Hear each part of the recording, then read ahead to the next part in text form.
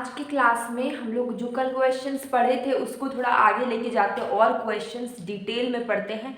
तो मैं क्वेश्चंस के कुछ सीरीज लेकर आई हूँ जिसमें बहुत सारे क्वेश्चंस है। इसको अगर आप प्रिपेयर करेंगे तो आपको बहुत ही बेनिफिट होगा यूजीसी नेट के पेपर में, क्योंकि यहाँ पे जितने भी क्वेश्चंस है माइक्रो मैक्रो और थोड़ा यूनिक टाइप के क्वेश्चंस है। देखिए क्या मैंने बताया है। फर्स्ट अगर क्वेश्चन देख रहे हैं तो ये मैक्रो इकोनॉमिक्स का है। The growth of an economy is indicated by, तो किसी भी इकोनॉमी मतलब अर्थव्यवस्था, किसी भी अर्थव्यवस्था का जो ग्रोथ है, अगर उसमें ग्रोथ हो रहा है तो उसको हम लोग किस चीज से इंडिकेट करते हैं। फर्स्ट ऑप्शन है सेविंग से, सेविंग बढ़ेगा तो ग्रोथ होगा, इन्वेस्टमेंट बढ़ेगा कि ग्रोथ होगा, कि जनरल प्राइस बढ़ेगा तो ग्रोथ होगा, कि नेशनल इनकम बढ़ेगा तो ग्रोथ होगा। तो अगर हम बात करते हैं किसी भी इकोनॉमी की ग्रोथ की, तो ग्रोथ नेशनल इनकम बढ़ने से ग्रोथ होता है। अब ये नेशनल इनकम क्या है, तो नेशनल इनकम एक मॉनेटरी वैल्यू है, ठीक है, या टोटल वैल्यू बोल सकते हैं गुड्स एंड सर्विस का किसी भी नेशन या कंट्री का किसी फाइनेंशियल ईयर में। मतलब कि एक फाइनेंशियल ईयर में जितने भी गुड्स एंड सर्विसेज, ठीक है, इससे क्या होगा, किसी भी नेशन का गुड्स एंड सर्विस एक फाइनेंशियल ईयर में उसका निकालते हैं तो वो जो मॉनेटरी वैल्यू है वो हो जाता है नेशनल इनकम, ठीक है। तो किसी भी देश का जो टोटल इनकम है, जो सारे वहाँ के जितने लोग रहते हैं सबके इनकम को अगर जोड़ दीजिए, चाहे जितने आदमी हैं, इंडस्ट्रीज है, कॉरपोरेशन है, सबके इनकम को जोड़ दीजिए किसी एक फाइनेंशियल ईयर के अंदर, तो उसी को हम लोग बोलते हैं नेशनल इनकम। नेशनल इनकम किसी देश के पर्टिकुलर इंसान, किसी एक इंसान का इनकम नहीं, ये पूरे इकोनॉमी का इनकम है, तो इसको हम लोग बोलते हैं नेशनल इनकम। और ये क्या है, ये जो नेशनल इनकम है ये क्या इंडिकेट करता है, किसी भी इकोनॉमी का ग्रोथ इंडिकेट करता है। नेशनल इनकम इंडिकेट करता है किसी भी इकोनॉमी का कितना ग्रोथ हुआ है। अगर नेशनल इनकम अगर अच्छा होगा, जीडीपी अच्छा होगा, तो हम लोग बोलेंगे ये इकोनॉमी अच्छा है, ये डेवलप्ड इकोनॉमी है, इसका अच्छा ग्रो हो रहा है, ठीक है। अगर जीडीपी बहुत कम होगा या प्रोग्रेस की स्थिति में होगा पर बहुत ज़्यादा प्रोग्रेस नहीं हुआ होगा, तो हम लोग बोलेंगे जीडीपी लो है, तो इसका क्या हो रहा है, ग्रोथ उतना अच्छा नहीं हो रहा है। और एक और चीज़, नेशनल इनकम को इंडिकेट किससे करते हैं, तो अगर हम बात करें नेशनल इनकम तो उसको इंडिकेट करते हैं NNPFC, इसको GDP-MP से भी इंडिकेट करते हैं। नेशनल इनकम को हम लोग net national product at factor cost, इससे इंडिकेट करते हैं, net national product at factor cost. और सेकेंड है GDP-MP, नेशनल इनकम को GDP gross domestic product at market price, इससे भी इंडिकेट करते हैं। तो नेशनल इनकम आपको समझ में आया होगा। अब सेकेंड क्वेश्चन की, अगर इसका फर्स्ट का आंसर है डी। अगर हम सेकेंड क्वेश्चन की बात करें, फादर ऑफ न्यू इकोनॉमिक्स, ठीक है, तो अगर हम सिर्फ इकोनॉमिक्स की बात करते हैं तो सिर्फ इकोनॉमिक्स अगर होगा फादर ऑफ इकोनॉमिक्स तो हम लोग सबको ही जानते हैं Adam Smith. Father of economics कौन है, एडम स्मिथ। लेकिन अगर हम बात करें फादर ऑफ न्यू इकोनॉमिक्स की, तो न्यू इकोनॉमिक्स का फादर कौन है, JM केन्स। इनका पूरा नाम क्या है, जॉन मैनार्ड केन्स, ठीक है। तो अगर हम बात करें the father of new economics is, answer is B, JM Keynes. अब हम देखते हैं regulatory, third question, regulatory mechanism of the market system, ठीक है। तो किसी भी मार्केट का रेगुलेटरी सिस्टम कौन है, मार्केट को रेगुलेट कौन करता है। तो अगर हम बोले किसी मार्केट को रेगुलेट कौन करता है, अगर आप थोड़ा सा दिमाग लगाएं तो इस क्वेश्चन का आंसर आप इजीली कर लेंगे, ठीक है। मार्केट में मान लीजिए दो, देखिए ए है और बी है, दोनों एक ही मार्केट में दोनों का दुकान है। ए क्या करता है, ए करेगा प्राइस को थोड़ा बढ़ा देगा। ए मान लीजिए ए एक क्या चीज है, यहाँ पे रखते ए एक फैन है, ठीक है, फैन का दुकान है इसका, इसका भी फैन का दुकान है, बी का भी फैन का दुकान है। ए क्या करता है, एक पंखा 3000 में देता है। बी भी एक पंखा लगभग 2900 3000 में ही देता है, ठीक है। अब क्या करेगा ए क्या कर रहा है, पंखा का प्राइस कर दिया 2800, ठीक है। ए क्या कर रहा है, पंखा का प्राइस कर दिया 2800। तो क्या होगा इकोनॉमी में, जब भी मार्केट लोग आएंगे पंखे की दुकान में जाएंगे, पहले लोग बी की दुकान में भी जाएंगे, ए की दुकान में भी जाएंगे। ए 2800 में देगा, बी 3000 में देगा, तो सब कोई क्या ए से खरीदेंगे, क्योंकि उनको सेविंग हो रहा है, उनको बचत हो रहा है, तो वो क्या करेंगे, वो ए से खरीदेंगे। अब देख रहा है बी की उसका कॉम्पिटिटर है, वो प्राइस को घटा दिया है, जिसके कारण उसके पास ज़्यादा कस्टमर्स आ रहे हैं, तो क्या करेगा, बी भी अपना प्राइस को घटा देगा। बी क्या कर रहा है, अपना प्राइस को घटा दिया। तो इसको आप लोग थोड़ा दिमाग लगा के समझेंगे तो आपको क्या दिख रहा है, यहाँ पर क्या दिख रहा है आपको, कॉम्पिटिशन। ए प्राइस घटाया तो बी भी प्राइस घटा दिया। तो ये जो कॉम्पिटिशन है यही रेगुलेट करता है, यही इसी का कमांड है मार्केट में। तो किसका कमांड है मार्केट में, कंपटीशन का कमांड है। तो आंसर क्या हो जाए, कंपटीशन। तो कंपटीशन ही मार्केट सिस्टम को क्या करता है, कमांड करता है उस पर, और उसी को अपने ऊपर रखता है, उसको रेगुलेट करता है। तो वो कौन है, कंपटीशन। अब हम इसका आंसर हो जाएगा सी, ठीक है। अब हम देख रहे हैं इकोनॉमिक प्रॉफिट। तो आप मार्केट चैप्टर तो बहुत कुछ आप लोग पढ़ा, perfect competition, monopoly, monopolistic, oligopoly.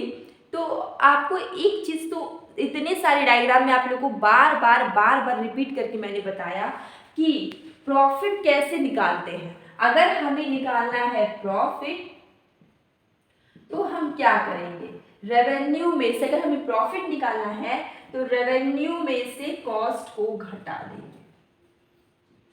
Revenue में से कॉस्ट को घटा देंगे तो हमारा क्या निकलेगा, प्रॉफिट निकलेगा। तो अगर हमें ये चीज तो आपको समझ में आया, रेवेन्यू में से कॉस्ट को आपका कितना इनकम आया, उसमें से आपका क्या खर्चा है उसको आप घटा दीजिए, तो इसको क्या बोलते हैं, कॉस्ट बोलते हैं। तो आंसर तो इसका हो जाएगा revenue. Economic profit refers to revenue minus all relevant cost, ठीक है। रेवेन्यू में से सारे कॉस्ट को हम लोग घटा दें, तो आंसर हो जाएगा इसका डी। अब यहाँ पे क्या है, बोथ एक्सप्लिसिट एंड इम्प्लिसिट, ठीक है। अब एक्सप्लिसिट कॉस्ट क्या है और इम्प्लिसिट कॉस्ट क्या है, ध्यान से समझिए। एक्सप्लिसिट कॉस्ट की अगर हम बात करते हैं तो एक ऐसा कॉस्ट, ठीक है, जिसमें हम लोग लोगों को हायर करते हैं, और इम्प्लिसिट कॉस्ट क्या होगा, हम लोग सेल्फ एम्प्लॉयड वर्कर होते हैं। देखिए क्वेश्चन क्या है कि in which sector of Indian economy will we find a high rate of disguised unemployment. तो डिसगाइज्ड अनएम्प्लॉयमेंट का मतलब क्या है, डिसगाइज्ड अनएम्प्लॉयमेंट का मतलब है छिपी हुई बेरोजगारी। छिपी हुई बेरोजगारी है डिसगाइज्ड अनएम्प्लॉयमेंट में।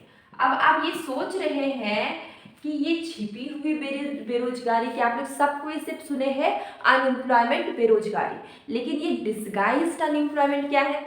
तो अगर हम आपको एक एग्जांपल से समझाते हैं, ये हमारा लैंड है, ठीक है, और इस छोटा सा लैंड में दो आदमी अगर काम करे, ठीक है, टू मैन अगर काम करे तो यहाँ पे प्रोडक्शन कितना होता है, 100 kg वीट, ठीक है। मान लीजिए 100 kg वीट, दो आदमी इस खेत पे, इस लैंड पे, इस जमीन पे काम करता है तो 100 kg वीट होता है, 100 kg गेहूं होता है, ठीक है। लेकिन इस छोटे से जमीन में मान लीजिए कि 10 आदमी काम कर रहा है, 10 आदमी काम कर रहा है। जैसे कि एक ही घर में 10 लोग रहते, सब चले गए काम करने, सबको तो अलग से 100 ही kg मिलेगा। ये इसका प्रोडक्शन 110 kg तो नहीं होगा, इसका प्रोडक्शन थोड़ी ना बढ़ेगा, ये तो प्रोडक्शन 100 का 100 ही रहेगा। लेकिन यहाँ पे आदमी कितने हैं, 10, ठीक है।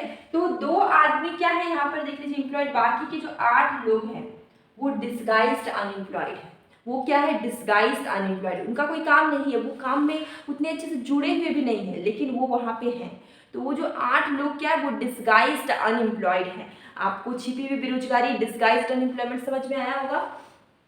तो इस तरह का अनएम्प्लॉयमेंट जनरली सबसे ज़्यादा एग्रीकल्चर सेक्टर में पाया जाता है। इस तरह की अनएम्प्लॉयमेंट सबसे ज़्यादा एग्रीकल्चर सेक्टर में पाया जाता है, तो आंसर हो जाएगा इसका बी, आंसर है इसका बी।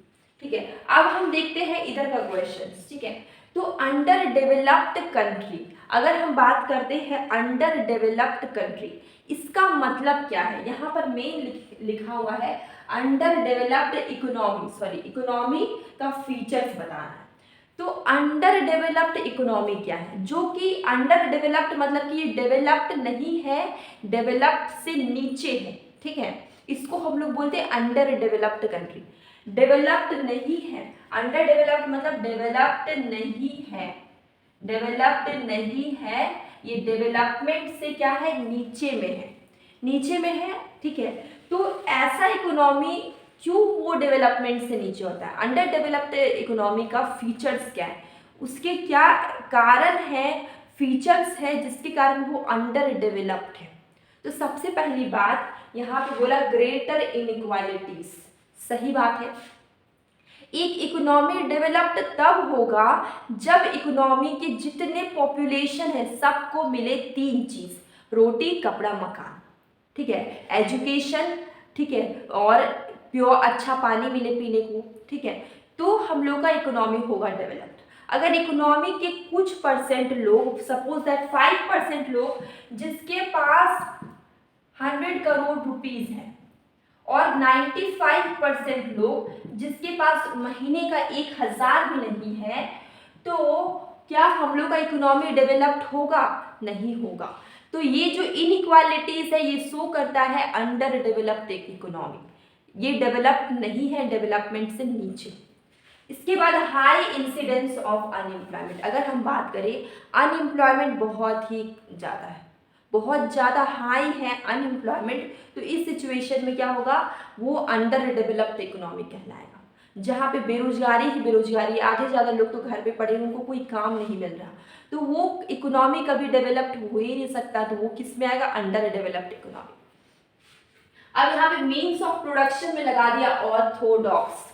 ऑर्थोडॉक्स इसका मतलब क्या है, रूढ़िवादी सोच, इसका मतलब है रूढ़िवादी सोच। अगर इंसान, अगर मीन्स ऑफ प्रोडक्शन में क्या क्या आता है ये भी मैं बता देती हूँ।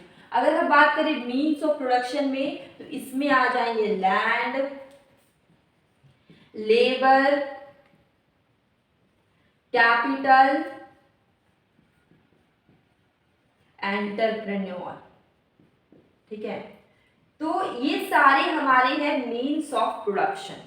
ठीक है, अगर आप अपने सोच में से, जो भी इंसान है वो अपने सोच में से रूढ़िवादी को हटा दे तो वो डेवलप्ड में आ सकता है। लेकिन यहाँ पे ऑर्थोडॉक्स मीन्स ऑफ प्रोडक्शन, लोग अपने दिमाग से वो ऑर्थोडॉक्स को हटा नहीं रहे, जिसके कारण वो क्या है, अंडर डेवलप्ड है।